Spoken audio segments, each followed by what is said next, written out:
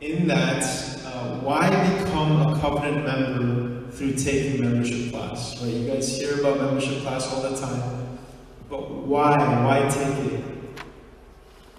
Now, is there an explicit verse in the Bible that I could find that says you need to become an official member of the local church?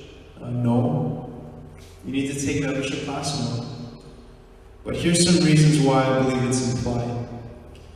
First, we live in such a consumerist culture that unfortunately many believers tend to treat churches like Starbucks.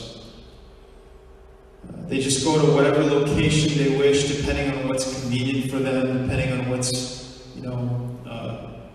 closer or what works for their schedule. They see no real need to really commit to one local church body, being engaged and truly a part of that community. And I see no warrant for that in the scriptures and the presentation of the early church.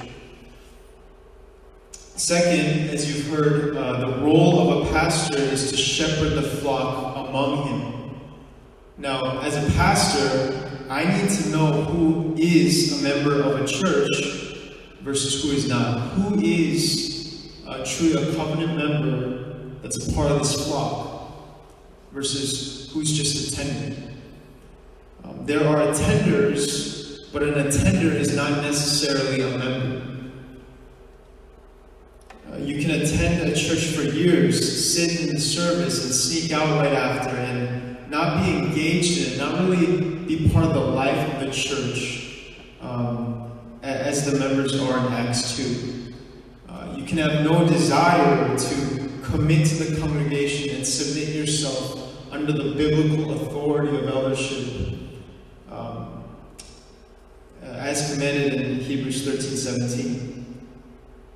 To only just sit in the back of the pews on Sundays and sneak in and sneak out and just wear a mask, metaphorically, right?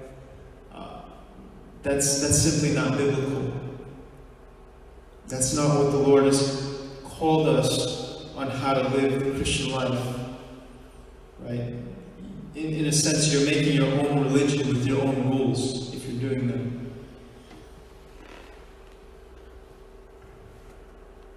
So as a pastor, yes, I continue to invite non-members and mere attendees into the gospel life, to be a part of the life of the church, but my first priority is always to those who are covenant members.